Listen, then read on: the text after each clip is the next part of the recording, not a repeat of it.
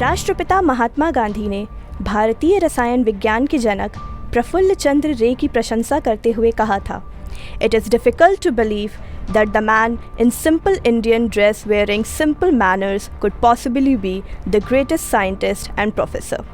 विज्ञान के साथ साथ उद्योग के क्षेत्र में भी अपनी उल्लेखनीय उपलब्धियों के लिए समस्त संसार में विख्यात प्रफुल्ल चंद्र रे जी का जन्म 2 अगस्त 1861 को बंगाल प्रेसिडेंसी में हुआ था। इनके पिता का नाम हरीश चंद्र रे और माता का नाम भुवन मोहिनी देवी था।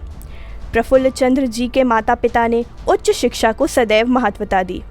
प्रफुल्ल रे की प्रारंभिक शिक्षा उनके पिता द्वारा स्थापित गांव के विद्यालय से हुई। अपनी शिक्षा के दौरान उन्होंने प्रवेश परीक्षा प्रथम श्रेणी से उत्तीर्ण की और प्रेसिडेंसी कॉलेज में प्रवेश लिया।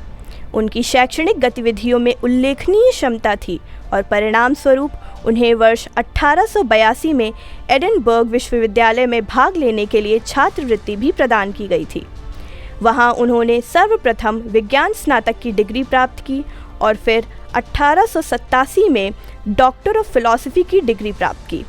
फिर वे कलकत्ता के सिटी कॉलेज में एक शिक्षक के रूप में कार्यरत हुए। उन्हें कलकत्ता विश्वविद्यालय से एमएससी की डिग्री से सम्मानित किया गया और the chemical constituents of asparagus विषय पर उनकी थीसिस के लिए एडिनबर्ग विश्वविद्यालय द्वारा डीएससी की डिग्री प्रदान की गई। जिस समय दुनिया में कार्बनिक रसायन विज्ञान का बोलबाला था, तब उन्होंने अकार्बनिक रसायन विज्ञान का अध्ययन करने का निर्णय लिया। सल्फेट और नाइट्रेट जैसे खनिज लवणों की विशेषज्ञ बन गए। रे का अनुसंधान रसायन विज्ञान के कई क्षेत्रों तक फैला हुआ है, परंतु वह कार्बनिक व अकार्बनिक नाइट्रेट पर अपने काम के लिए अत्यंत प्रसिद्ध हैं, जिस कारण उन्हें मास्टर ऑफ नाइट्राइट उपनाम भी मिला। एडिनबर्ग में उनके सहपाठियों में से एक भूगोलवेत्ता ह्यू रॉबर्ट मिल ने उन्हें वर्णित करते हुए कहा था, "the most enlightened Hindu I ever met, speaking and writing English with grace and fluency and singularly at home in European modes of thoughts." उन्होंने 1886 में रेक्टर द्वारा प्रस्तावित पुरस्कार की प्रतियोगिता में अपनी प्रविष्टि के रूप में India before and after the mutiny नामक एक निबंध प्रकाशित किया। इस निबंध में उन्होंने अपनी आशा व्यक्त करते हुए भारत के युवाओं को the dawn of a brighter and happier era for India कहा। अंग्रेजी उनकी मूल भाषा नहीं थी, फिर भी वह संयुक्त रूप से दूसरा पुरस्कार जीतने में सफल रहे, जो उस समय के लिए एक उल्लेखनीय उपलब्धि थी। इस निबंध में उन्होंने ब्रिटिश राज की आलोचना की थी। उन्होंने अपना निबंध नागरिक कार्यों को संभालने और साम्राज्य के मामलों में एक शक्तिशाली प्रभाव डालने के लिए एडिनबर्ग विश्वविद्यालय के छात्रों को समर्पित किया। कई लोगों का मानना था कि भारत पर ब्रिटिश शासन से देश को आर्थिक लाभ हुआ था, परंतु रे ने इस दृष्टिकोण का विरोध किया।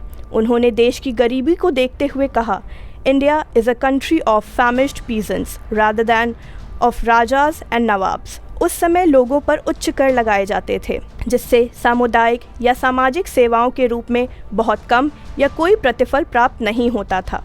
ये कर ब्रिटिश रक्षा पर व्यय बढ़ाने के लिए लगाए गए थे। इस प्रकार भारतीय अर्थव्यवस्था ब्रिटेन की आवश्यकताओं के अधीन थी। तब उन्होंने कहा था, "Japan is governed for the Japanese by the Japanese. India is governed by an alien nation to a large extent, if not mainly for the benefit of itself." रे का मानना था कि नौकरशाही को कम करके और प्रशासन का स्थानीयकरण करके इन समस्याओं का समाधान किया जा सकता है। उनका मानना था कि नव पुनर्जीवित सार्वजनिक सेवा के साथ आर्थिक और सामाजिक आवश्यकताओं को पूरा करने के लिए सरकारी व्यय को बेहतर प्राथमिकता देना आवश्यक है। वैज्ञानिक ज्ञान और तकनीकी शिक्षा इन पहलों को साकार करने में महत्वपूर्ण भूमिका निभा सकती है। प्रफुल्ल चंद्र रे भारत के महान शिक्षक, रसायनज्ञ और प्रसिद्ध वैज्ञानिक थे। उन्होंने रसायन विज्ञान के साथ साथ विश्व विज्ञान के क्षेत्र में भी अनेक योगदान दिए।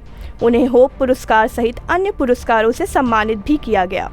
भारतीय रासायनिक विज्ञान इतिहास के सर्वश्रेष्ठ वैज्ञानिक प्रफुल्ल चंद्र रे जी को भारत समन्वय परिवार सादर प्रणाम करता है। इस प्रकार की अन्य जानकारियों के लिए सब्सक्राइब करें भारत माता चैनल।